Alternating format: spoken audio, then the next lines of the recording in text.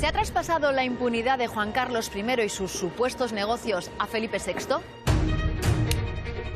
Tonto sería si no lo hiciera con lo fácil que se le está poniendo. ¿A cuánto asciende la fortuna de la Casa Real Española? No sabemos cuánto dinero tienen los reyes, de dónde viene y sobre todo dónde se guarda. ¿Tiene el rey cuentas secretas en paraísos fiscales? Hay muchos indicadores que me llevan a decir que sí. ¿Es la monarquía un negocio familiar?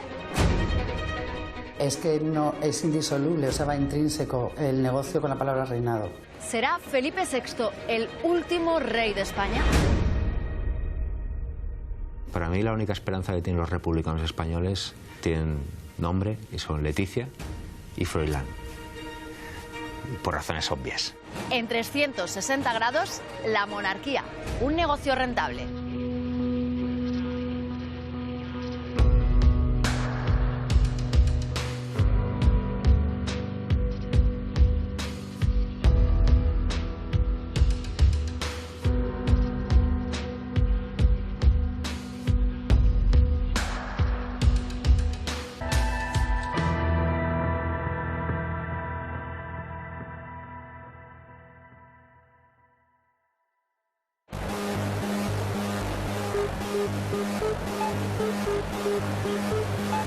Varias informaciones relacionan al rey emérito Juan Carlos I con cuentas ocultas en bancos en Suiza. La única cuenta confirmada en este país es la herencia recibida de su padre, don Juan. Pero la cuenta Soleado y recientemente unas grabaciones comprometidas nos animan a investigar y a viajar a Suiza.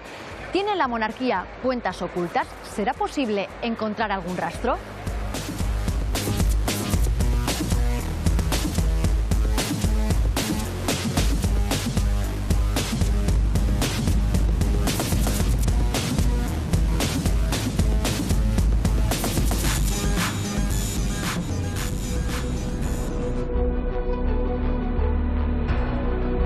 El carácter de uno es así, otros pueden ser de otra forma.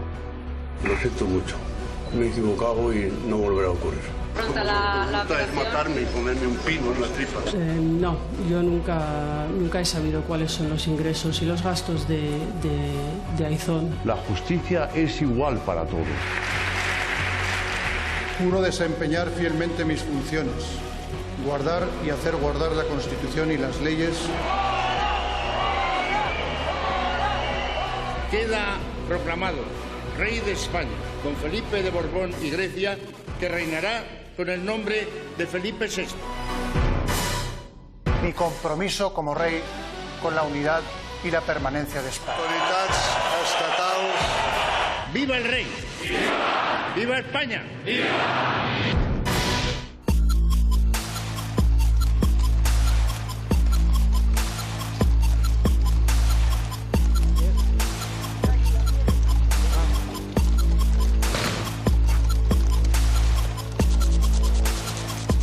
Es un secreto a voces imposible de concretar. La fortuna de Juan Carlos I es incalculable. Las únicas publicaciones conocidas datan de hace más de 15 años y hablan de más de 2.000 millones de euros. Un patrimonio que no se refleja en ninguna de las cuentas oficiales del Estado. No es fácil seguir el rastro de las cuentas reales. Tras la restauración de la monarquía, los cronistas apenas se atrevieron a publicar informaciones sobre el patrimonio del entonces rey Juan Carlos I. Solo unos pocos valientes bucearon en sus secretos y son precisamente a ellos a quienes recurrimos en nuestra investigación. Es el caso de la escritora Rebeca Quintans, quien se vio obligada a publicar su primer libro, Un rey golpe a golpe, bajo el seudónimo de Patricia Esberlo, por miedo a sufrir represalias. Nos citamos con ella en Madrid, junto al monumento en honor a don Juan de Borbón. ¿Y de dónde sale esa fortuna? Porque siempre se ha dicho que don Juan era pobre. Bueno, eso hay que entenderlo con matices, porque eran pobres que vivían en un palacio, aparte que Franco también les pagaba una especie de sueldo mensual para que pudiesen vivir con dignidad en el extranjero.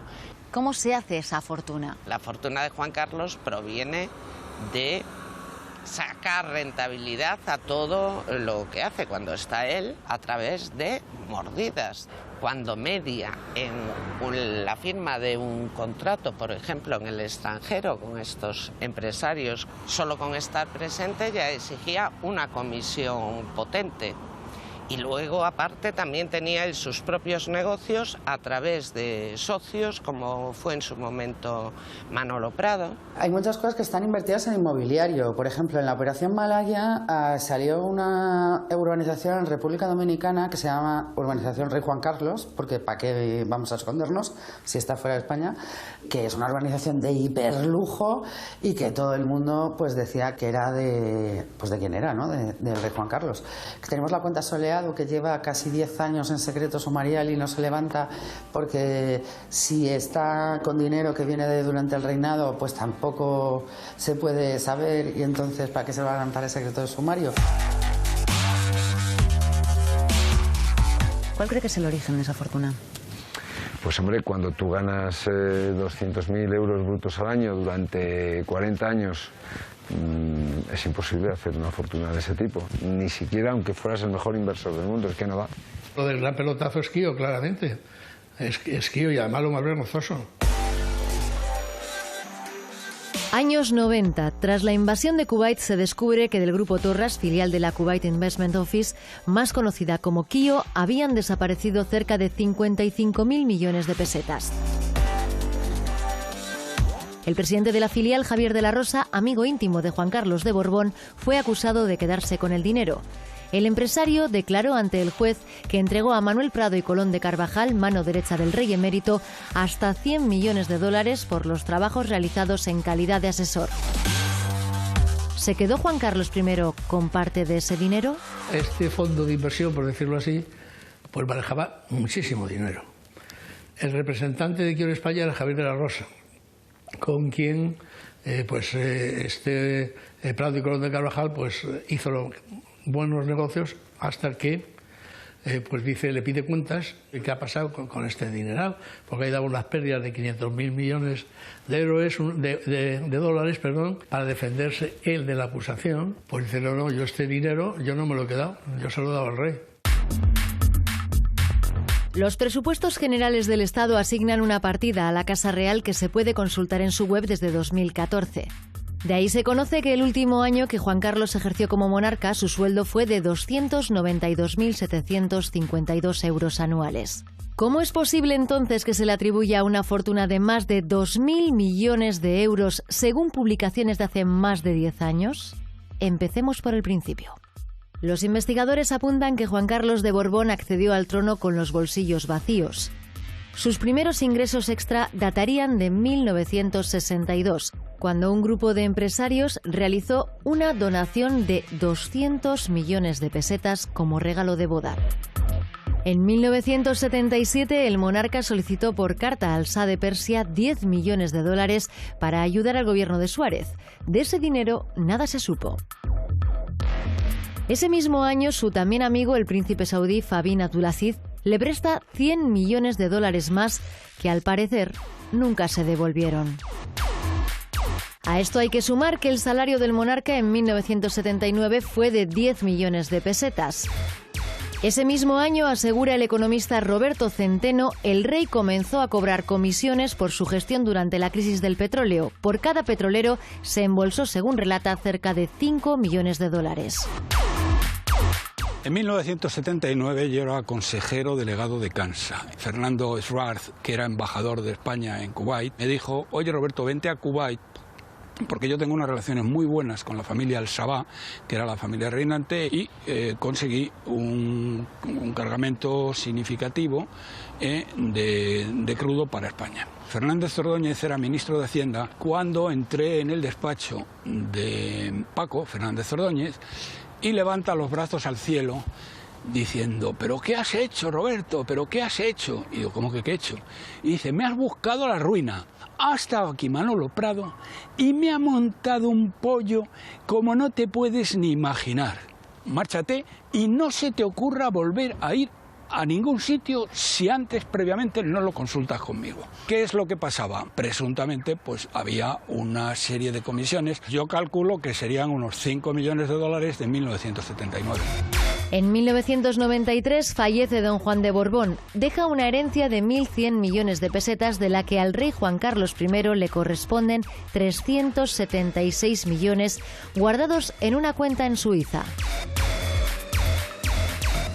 En 2004 el monarca conoce a Corina, una empresaria alemana. Esta relación les aportaría unos beneficios que rondan los 30 millones de euros. ¿Quién es el comisionista, Corina o el rey Juan Carlos? Pues yo creo que iban a pachas, ¿no? Yo creo que esto era una sociedad limitada. Y seguimos sumando. A través de Corina hemos sabido que en 2012 el rey Juan Carlos cobró una comisión de casi 100 millones de euros por el contrato que OHL obtuvo por el proyecto del AVE a la Meca.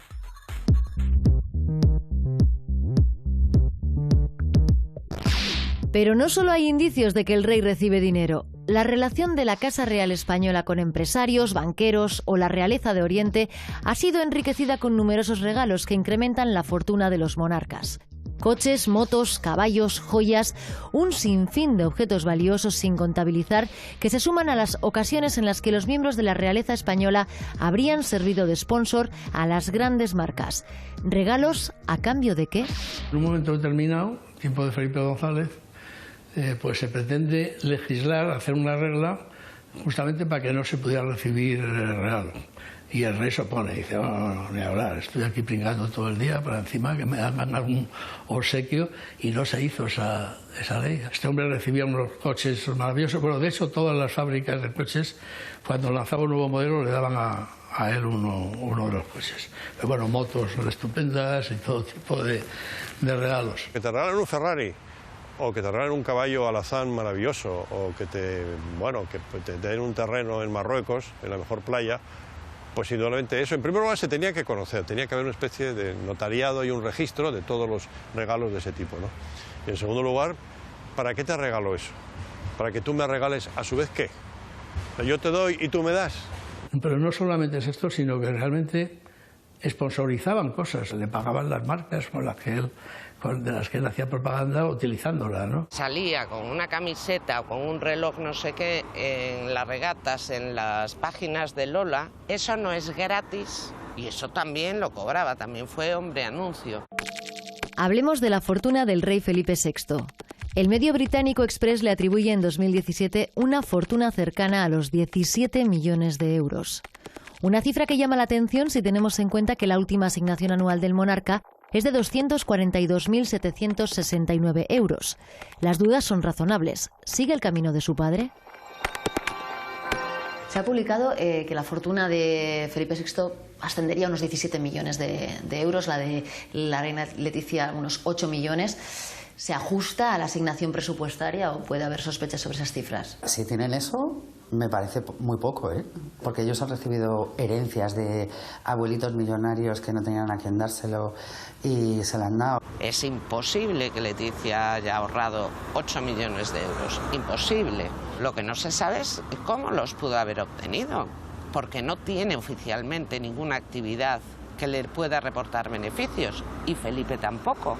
Es complicado que Felipe VI pueda llegar a tener una fortuna personal como la de su padre, pero una familiar ahí está, ¿no?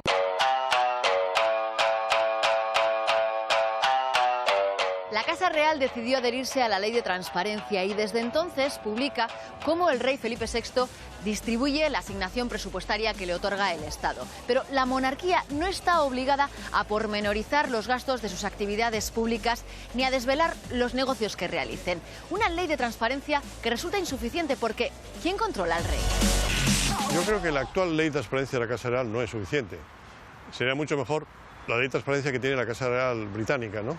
Que sabemos lo que le pagan a un jardinero, lo que gasta la reina en sombreros o lo que gasta en peluquería, ¿no? Siempre que se habla de la Casa del Rey de dinero se hace una pequeña trampa. Se suele decir, no, si es la Casa del Rey más barata de toda Europa. Y se dice, no, un presupuesto en torno a 8 millones de euros. No es para tanto, hay otras donde hay más dinero. Pero claro, hay una trampa, porque diferentes ministerios, el de Asuntos Exteriores sobre todo, o el de Defensa, pagan una serie de gastos y de cuestiones, desde los viajes en avión hasta otra serie de cosas, que costean esos ministerios por otra vía que no es la del el presupuesto directo. Por tanto, no sabemos hoy día cuánto dinero se gasta en la monarquía española. El periodista Alberto Lardiés habla de trampas y de partidas que no quedan registradas, y comprobamos que es imposible dar con ellas. La Casa del Rey incluye en su web un epígrafe en el que puede consultarse cómo distribuye la asignación anual de los presupuestos del Estado.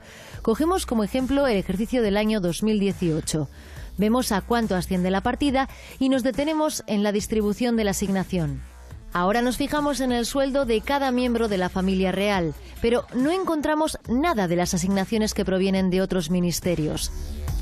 ¿Dónde queda la transparencia? Cuando nos dicen que cuesta 8 millones de euros al año, es evidente que ese dato no es real. Ese es el dinero de bolsillo que el Estado le entrega al rey para que pague a sus 20 empleados principales, al top de la administración de la casa, para que se pague su salario y para los gastos de oficina, si quiere. Pero el Estado paga la seguridad, paga los viajes, paga el mantenimiento de las casas, de los palacios donde viven, y eso sumará, digo yo, por ejemplo, 60 millones de euros al año, 70, 80. Si aquí a un presidente de la República le dicen, oiga, usted tiene 8 millones para organizarse su jefatura del Estado, haga con ello lo que le dé la gana, la gente diría, pero bueno, estos están locos. Pues sin embargo es lo que ocurre en este momento en España, ¿eh? Y nadie dice nada, que es lo malo. Eso en la asignación conocida. Exacto, sí, porque también pasa como con defensa, ¿no? En defensa hay un presupuesto en A y otro presupuesto en B, ¿no? Que acaba triplicando el presupuesto destinado o anunciado, ¿no?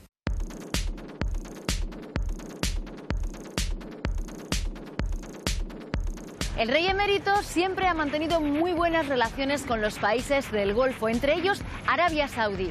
Unos contactos de los que también participaba su hijo Felipe VI y que sigue manteniendo. Pero, ¿actuaba el ex jefe de Estado como comisionista en acuerdos empresariales? ¿Y el actual rey?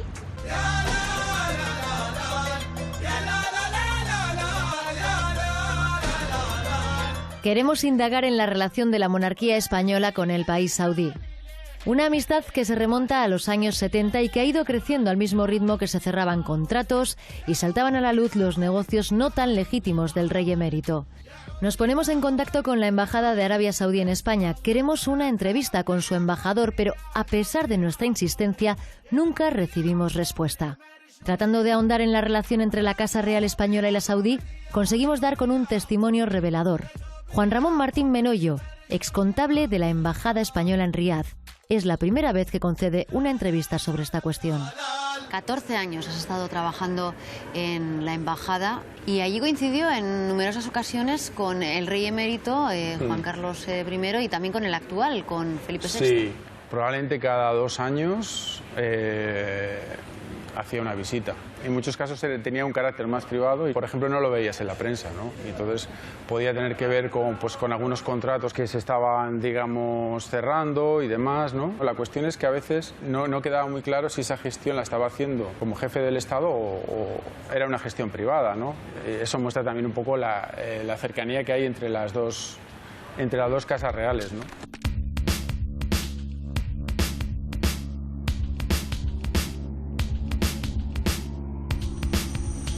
Todas las visitas oficiales que ha habido a Arabia Saudí siempre han estado lideradas, ¿no?, o presididas por el rey.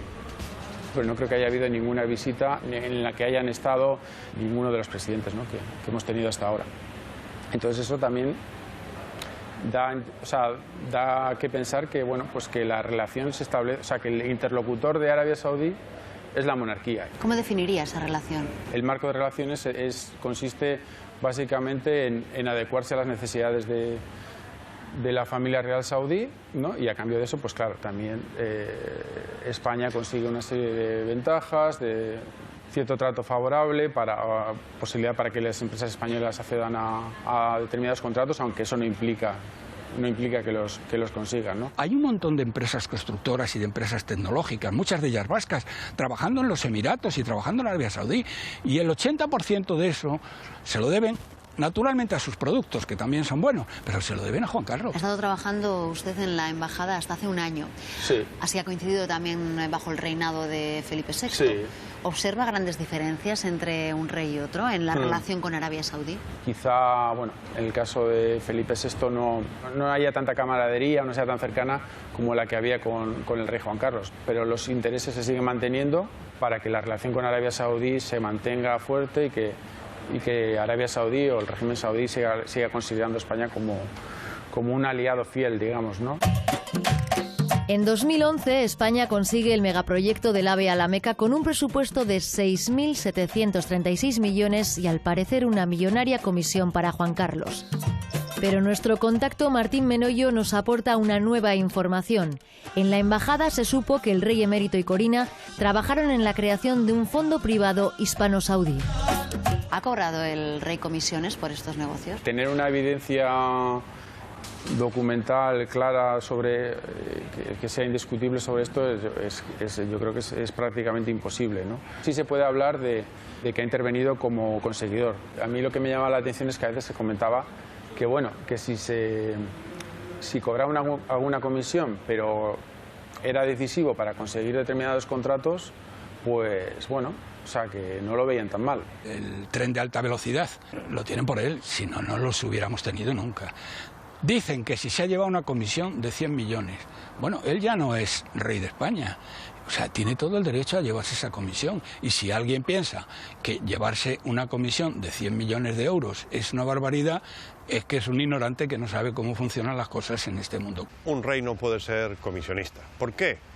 Bueno, fundamentalmente porque tiene una partida del Estado que le paga 8 millones a la Casa Real y él hace con esos 8 millones lo que crea conveniente. 8 millones es muchísimo dinero.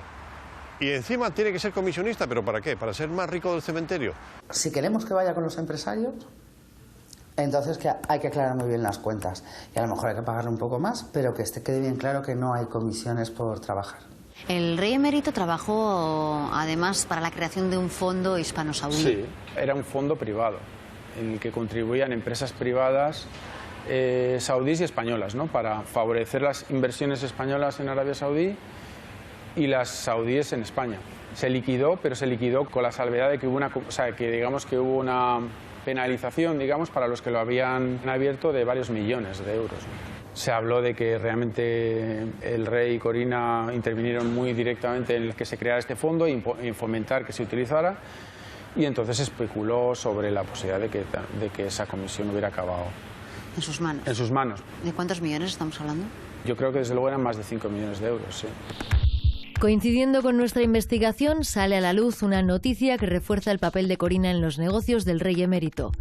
En 2007, el entonces embajador en Arabia Saudí, Manuel Alabart, acompañó a la empresaria en una reunión oficial como enviada de Juan Carlos I. Nosotros conseguimos la confirmación de que Corina acudía frecuentemente como representante del rey. Corina asistía a la embajada española en Riad. Sí se supo que ella había estado y que había ido en representación del rey o de empresas españolas, sí.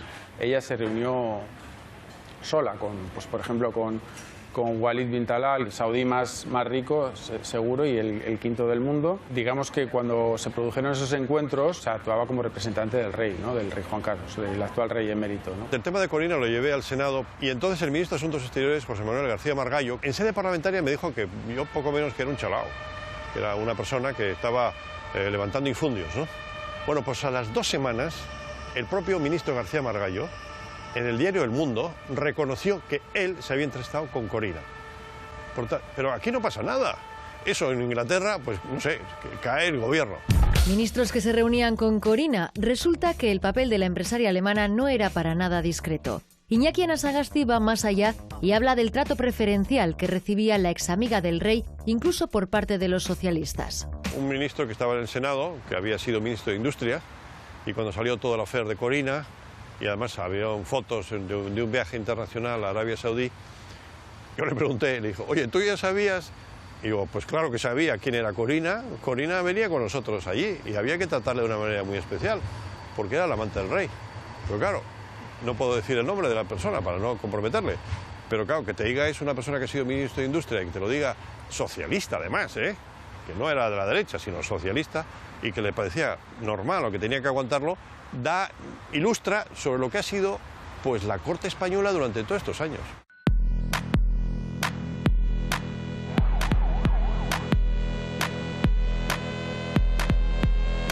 ¿Tiene amistades sospechosas el rey emérito Juan Carlos I? Nos fijamos en uno de los hombres fuertes de Juan Carlos, el ya fallecido Manuel Prado y Colón de Carvajal. Administrador privado del monarca, fue condenado por su implicación en el desfalco de las cuentas de la filial española de Kio. Siendo el rey inviolable, su círculo se compone de empresarios involucrados en asuntos turbios con los que ha compartido negocios y aficiones como la caza. Entre ellos Javier de la Rosa, condenado por apropiación indebida y estafa. Mario Conde, sentenciado por apropiación indebida, falsedad documental y blanqueo de dinero. Y los Albertos Cortina y Alcocer, condenados por estafa. Queremos profundizar en los amigos que han salpicado los reinados de Juan Carlos I y Felipe VI y que casualmente son los mismos. Durante mucho tiempo padre e hijo han compartido círculos y relaciones. La periodista y escritora Ana Romero ha publicado varios libros en los que repasa la vida de ambos monarcas. ¿Por qué se heredan las amistades controvertidas? Está claro que el rey Felipe ha tratado de cuidarse en público de relaciones polémicas, pero ¿hasta qué punto ha renunciado a ellas y lo que suponen? ¿Ha tenido amistades peligrosas Juan Carlos I? Muchísimas. Algunas de ellas condujeron a su final.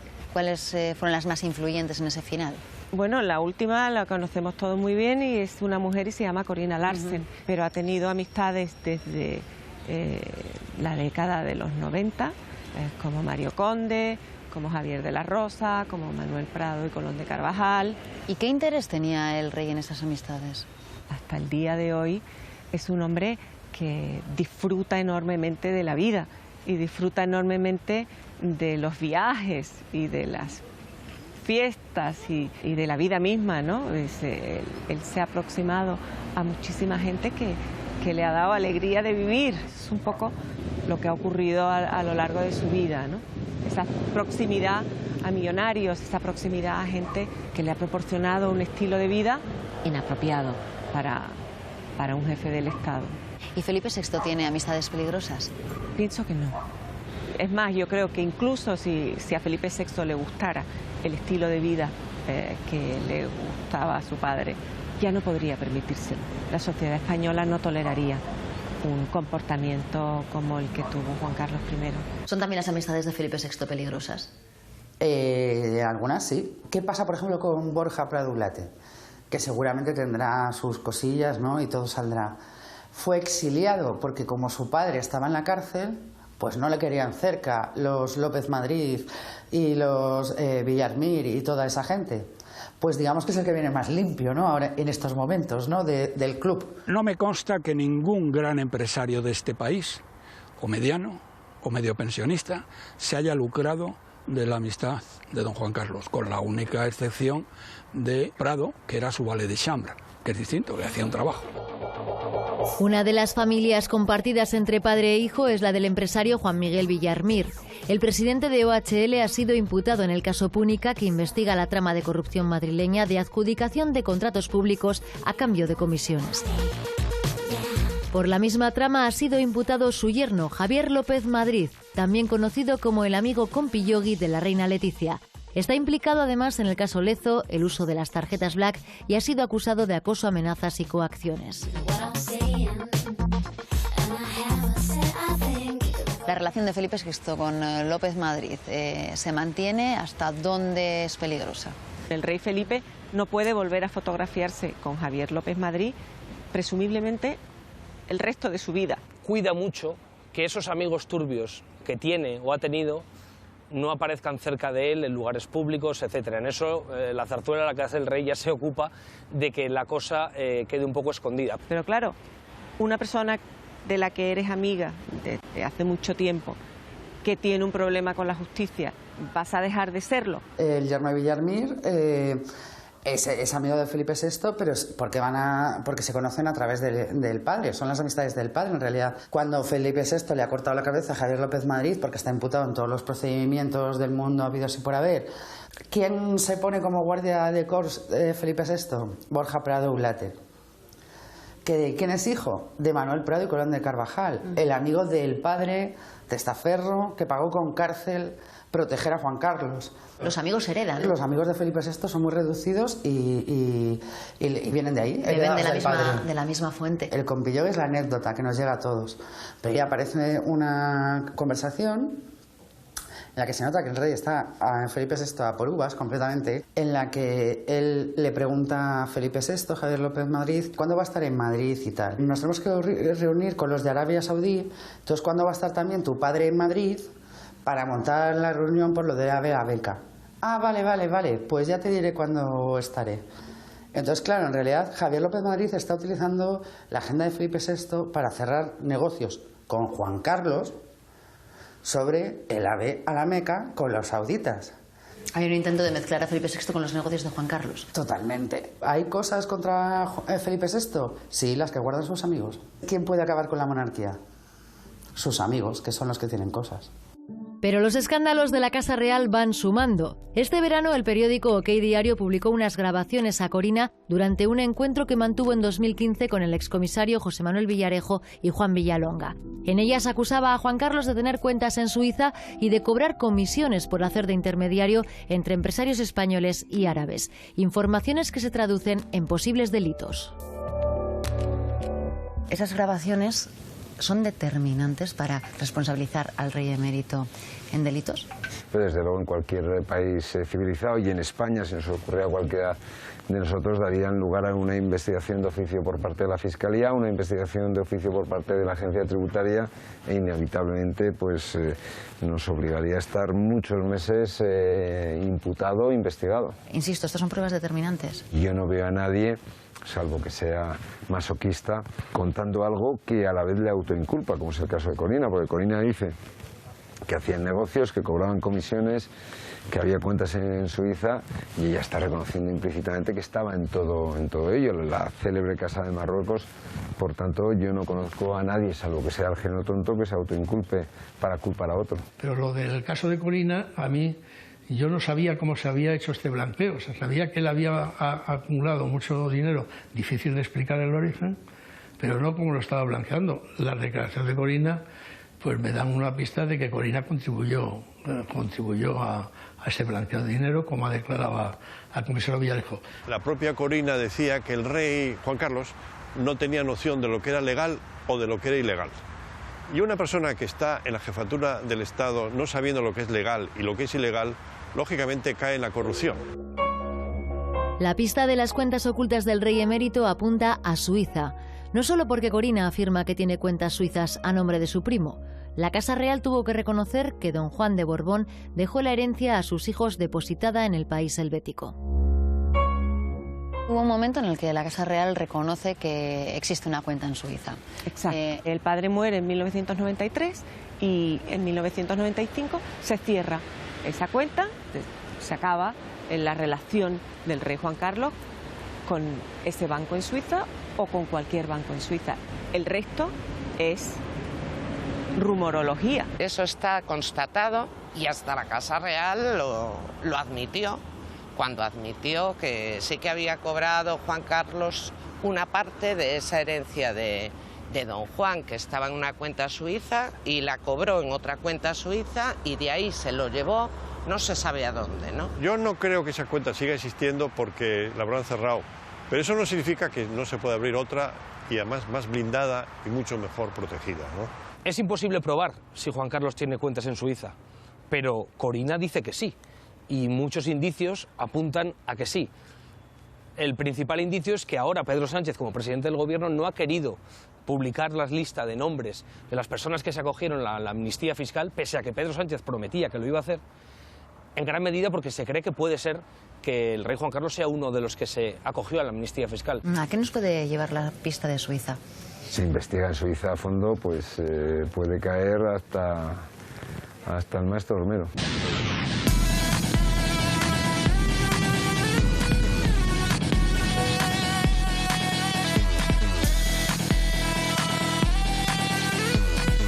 Nos encontramos en Zúrich. Aquí buscamos respuestas entre quienes conocen de primera mano lo que se mueve en el sistema bancario suizo. Es Rudolf Elmer, un reputado banquero que trabajó durante años en una de las entidades más importantes de Suiza, Julius Baer. Fue jefe de operaciones de la entidad en las Islas Caimán y tiene conocimiento directo sobre el funcionamiento de los paraísos fiscales. Fue despedido por denunciar que el secreto bancario es el robo más grande de la historia. Rudolf Elmer asegura que las monarquías siempre han sido muy buenos clientes de la banca suiza. Usted dice que le consta que las monarquías y también la monarquía española tiene cuentas en Suiza. Sería muy normal, encajaría en la imagen, es más que obvio. Hay muchos indicadores que me llevan a decir que sí. ¿Qué razones puede tener la monarquía española, en este caso, para tener cuentas en Suiza? Hay varias razones, pero la principal es porque los bancos suizos mantienen muy bien el secreto. Hay una extrema protección sobre la seguridad de los clientes. Pero Suiza solo es una parte. Los clientes usan los paraísos fiscales, mandan construir una estructura que les permite ocultar los beneficios e incluso las transacciones.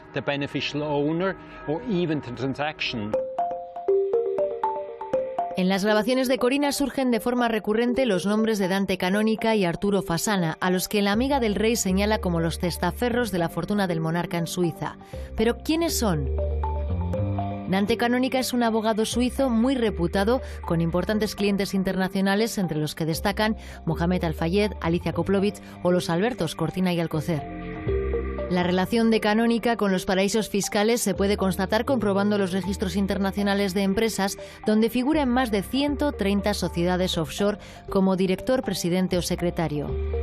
El abogado suizo está al frente de su propio bufete, pero con anterioridad trabajó para el financiero Arturo Fasana, a quien vimos declarando en el juicio del caso Gürtel, acusado de ayudar a Correa a ocultar dinero. ¿Usted conoce al abogado Dante Canónica y al banquero Fasana? ¿Qué puede contarnos sobre ellos? Se trata de un abogado muy brillante de Ginebra, experto en paraísos fiscales, un buen banquero que tenía buenas conexiones en el Caribe. Así que se estableció todo perfectamente de tal manera que él...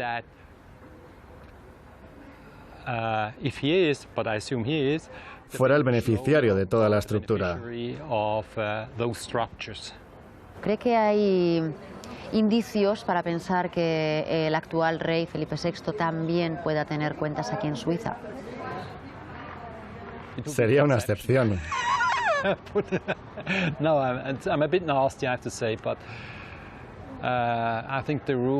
Yo creo que es correcta la creencia de que Suiza tiene muy buena reputación en cuanto a gerencia, bienes financieros y no financieros, de monarquías e individuos ultrasecretos. Si el gobierno español quisiera, ¿podría llegar a investigar la existencia de cuentas en Suiza a cargo de la monarquía española? Mi respuesta es muy clara, no, no tendría ninguna posibilidad. El gobierno suizo diría que lo va a mirar, que le va a echar un vistazo al tema, mostrarían que son proactivos, que cooperan, pero al final dirían que no hay ninguna evidencia, que han estado investigando, pero que no hay caso, porque necesitas una dirección, un nombre, el número de la cuenta del banco, la cantidad de dinero. Así que al final necesitas tanta información que las autoridades españolas no tendrían suficiente para llevar el caso ante un tribunal. Así que retrasarían todo lo máximo posible porque al final es un caso político, porque hablas de la monarquía española. ¿Sería posible, si lo intentáramos, encontrar algún rastro de estas cuentas aquí en Zúrich? No, en estas circunstancias sería prácticamente imposible. Básicamente porque la mayoría del dinero que está en Suiza es dinero procedente de la evasión de impuestos. Comprobar la existencia de cuentas en Suiza es prácticamente imposible. Solo ha trascendido la existencia de la cuenta Soleado, que debe su nombre al origen español de los dueños del dinero. Abierta por Arturo Fasana en Ginebra, se supo de su existencia en el marco de la investigación de la trama Gürtel. Según el informe realizado por la UDEF, entre 1999 y 2007 se habían depositado en la cuenta 25 millones, de los que Francisco Correa obtuvo 18. Y en esta cuenta relacionada con Gürtel, según confesó el empresario Javier de la Rosa, tendría Juan Carlos de Borbón depositados más de 200 millones de euros. Pero la cuenta Soleado sigue bajo secreto de sumario. ¿Qué es y qué supone la supuesta implicación del rey emérito en la cuenta Soleado? Soleado es una cuenta abierta en la banca suiza hace más de 20 años, administrada por el financiero Arturo Gianfranco Fasana y que se descubrió en el caso Gürtel. Un depósito que podría contener parte de la fortuna de Juan Carlos I. Señor Arturo Gianfranco. Se le imputa participación en una trama de blanqueo, de delito fiscal, comisión del delito de falsedad, de cohecho, de asociación ilícita y de tráfico de influencia. ¿Va a prestar declaración aquí? Sí, cómo no.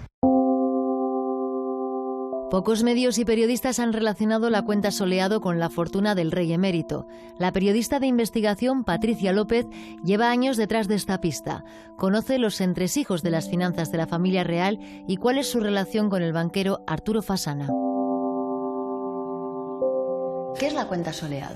Sabemos que es una cuenta que gestiona un señor que se llama Arturo Fasana, que es un gestor suizo y que en ella están metidos políticos de toda España, políticos vinculados al pelotazo, a las reformas, a las concesiones urbanísticas, sobre todo, viene del ladrillo. Esta cuenta viene del franquismo.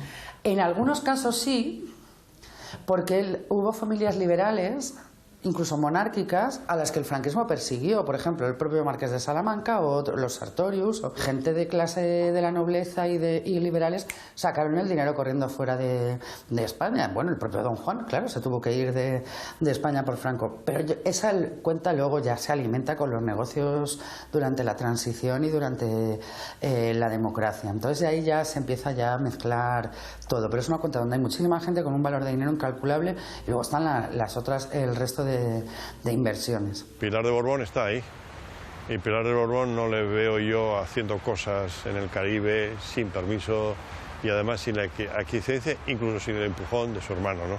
La cuenta de Soleado apareció por casualidad y sin que se le estuviera investigando a él.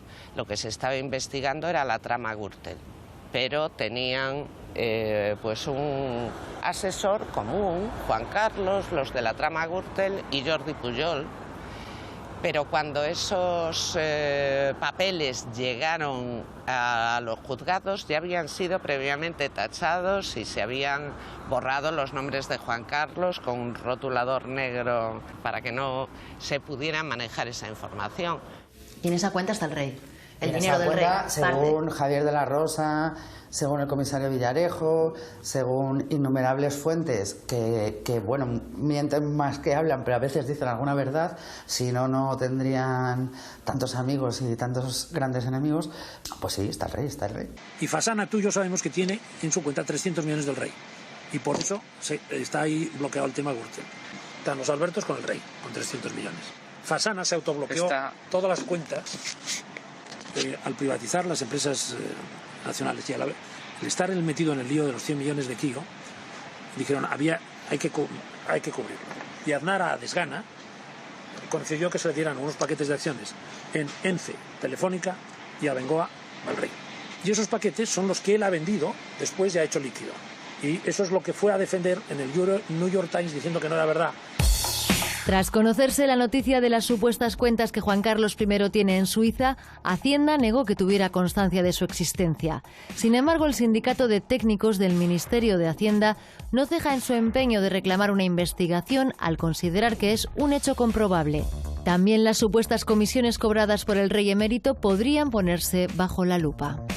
¿Qué supondría que el rey emérito Juan Carlos tuviera cuentas en Suiza? Esto habría que comprobar el modelo 720, la declaración de bienes en el extranjero del rey emérito, y comprobar qué bienes son los que tiene incluidos, declarados a la agencia tributaria. Si no estuvieran, conllevaría una responsabilidad tributaria por un incremento de patrimonio en el año 2014, que coincide exactamente con el año en que deja de ser inviolable. Sería perfectamente responsable de estas posibles infracciones tributarias o delitos fiscales en el caso de que superaran los 120.000 euros. Si los miembros de la Casa Real. El rey emérito se ha dicho en numerosas ocasiones que cobraba comisiones por los negocios que puedan haberse cerrado. Tendría que declararlos también. Si esto se confirmara, estaría teniendo unos ingresos que no se corresponden con la legalidad, digamos, ¿no? Estaríamos hablando ya no solamente de que se estarían ocultando esos ingresos, sino seguramente de que se estarían cometiendo posibles delitos, ¿no? Si se confirmara el cobro de comisiones en los negocios con Arabia Saudí, por ejemplo, ¿estaríamos hablando de un delito? Si tú cobras una comisión por llevar a empresas españolas a un supercontrato en Arabia Saudí, pues evidentemente estamos hablando de un delito muy gordo, porque el rey no puede cobrar comisiones por hacer eso. Primera infracción al Código Penal, y en segundo lugar porque ese dinero presuntamente no habría venido a España. Y estaríamos hablando de un delito fiscal. Ahí habría bastante Código Penal. Hay entonces que fiscalizarles, pero vamos, hasta la médula, como a nadie. No estas cosas de que porque tenemos no sé cuántos ceros Hacienda delante del DNI, pues Hacienda no salta y no nos mira la declaración. No, al revés. Y hacerlas públicas, enteras, las declaraciones de Hacienda de la Casa Real.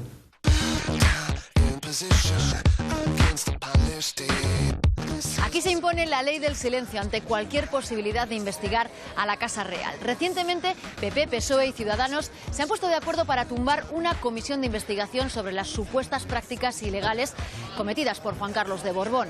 RC, en cambio, apoyó la creación de dicha comisión. Su diputado, Gabriel Rufián, dedica duras palabras a la monarquía.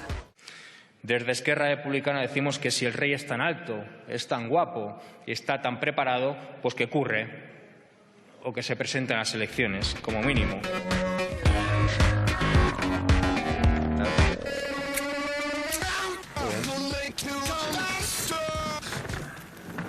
Usted ha calificado a la monarquía de estafa. Pasan cosas en este país que costarán mucho de explicar de aquí a 40 años. Igual que nos cuesta mucho entender según qué cosas, ¿no?, que pasaron hace 40 años. Y la monarquía es una de ellas. Y sí, me parece que si no se vota, pues es una estafa. Si revisamos sus declaraciones o su Twitter, podemos encontrar, palabras muy críticas con el actual rey. ¿Alguna vez ha recibido un toque o una advertencia o ha sentido que estaba pisando un terreno? Si la pregunta es si alguien me ha llamado No, nadie me ha llamado. Sí que es cierto que notas, ¿no?, muchísimo nerviosismo cuando hace según qué intervención, y aquello fue como un gran escándalo, y aquella misma semana, pues la verdad es que sí que es cierto que se aumentaron las amenazas en redes sociales. ¿Qué le parece que el rey acompañe a misiones de empresarios al extranjero para cerrar negocios? Pues propio de un comisionista, propio de un intermediario, ni más ni menos. De hecho, seguramente sea el adjetivo más suave que tenga Juan Carlos I, el de comisionista. ¿Comisionista? ¿Es la monarquía la institución más blindada?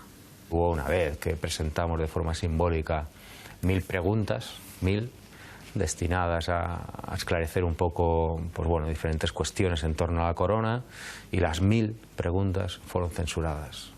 Siempre que tú preguntas en torno a la corona, PP, PSOE y Ciudadanos se ponen de acuerdo para vetarlo. Es responsabilidad de los legítimos poderes del Estado asegurar el orden constitucional y el normal funcionamiento de las instituciones, la vigencia del Estado de Derecho y el autogobierno de Cataluña, basado en la Constitución y en su Estatuto de Autonomía. 3 de octubre de 2017, una fecha que ha marcado el incipiente reinado de Felipe VI. En el punto de máxima tensión con Cataluña, el monarca pronunciaba un discurso de mano dura ante el referéndum independentista. El jefe del Estado opta por abandonar el papel de árbitro y moderador que le corresponde. Con este mensaje pasa a posicionarse políticamente, dividiendo a la opinión pública entre quienes lo ven como un signo de fortaleza y quienes lo vivieron como una muestra de la debilidad del rey. Hombre, yo creo que pasa a la historia para mal su discurso, o el discurso absolutamente miserable del 3 de octubre, en el que amenazó e incluso tuteló los palos, ¿no?, que hubo el 1 de octubre, los porrazos. Lo que en su primer momento parecía que era un discurso histórico a la altura del de Juan Carlos en el 23F, puede acabar con el tiempo convirtiéndose en un problema para Felipe VI. Yo creo que aquel día perdió absolutamente Cataluña, o el pueblo de Cataluña. El poco apego que pudo tener, en ese momento lo perdió. La cuestión catalana está siendo muy negativa para la Casa Real en general, porque además no pueden aportar nada a la solución y forman parte del problema. Creo que se va a cargar la monarquía, se la va a cargar Felipe, porque su comportamiento en el tema de Cataluña es absolutamente infecto y de un cobarde que no merece ser rey de España. Felipe VI comete el 3 de octubre del año pasado un error de cálculo y se ha enajenado pues toda la buena voluntad que tenía el padre en Cataluña. Y además un dato yo creo que es importante. Hubo un gran médico catalán llamado Josep Trueta, que era una eminencia, un republicano, que le dijo a Juan Carlos, cuando Juan Carlos le pidió consejo, le dijo, deme usted un consejo para hacerme grato a Cataluña. Y le dijo el médico Trueta, si tiene usted un hijo, no le llame Felipe, porque aquí en Cataluña el recuerdo que tenemos de Felipe V con los decretos de nueva planta que esquilmó Cataluña fue terrible. Por tanto, Felipe es un mal nombre para su hijo. Pues le llamó Felipe, para que veáis un poco la sensibilidad que existe en la Casa de Borbón con los temas catalanes. El actual monarca Felipe VI no solo ha sido blindado políticamente, sino que es inviolable, según recoge la Constitución. Esto quiere decir que en ningún caso se le puede procesar.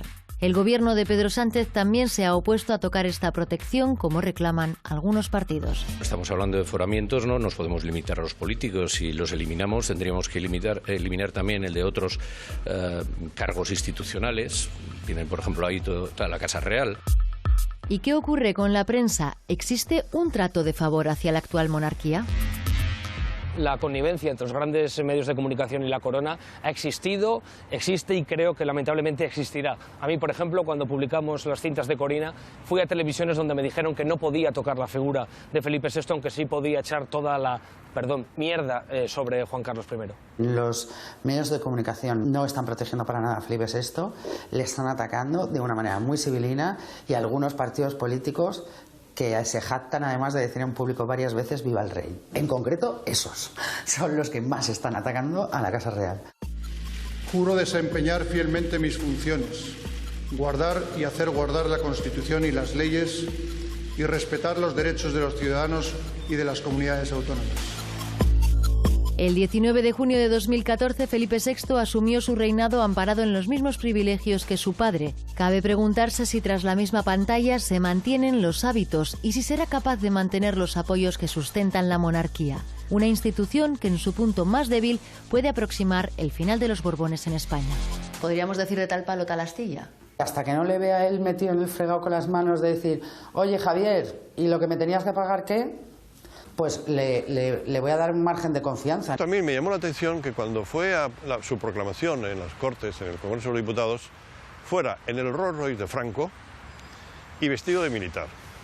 Es decir, en una ceremonia civil, en un lugar como el Legislativo, que este señor vaya vestido de militar, eso significa que, bueno, pues ¿qué?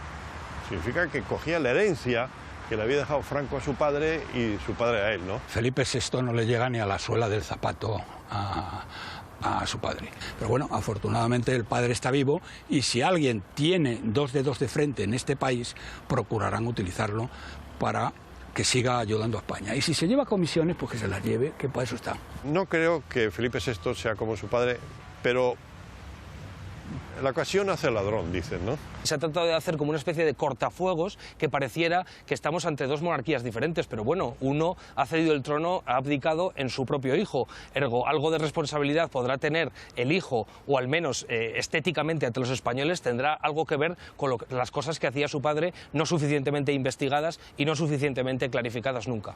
¿Crees que Felipe VI será el último rey de España? Por lo menos lo siguiente será una reina. Tarde o temprano creo, por suerte, que los españoles tendrán que decidir con su voto sobre la monarquía española. Felipe no la va a poder salvar y además la primera crisis importante que tenga va a peligrar el suelo bajo sus pies. Para mí la única esperanza que tienen los republicanos españoles tienen nombre y son Leticia y Froilán. Por razones obvias que todo el mundo puede llegar a entender.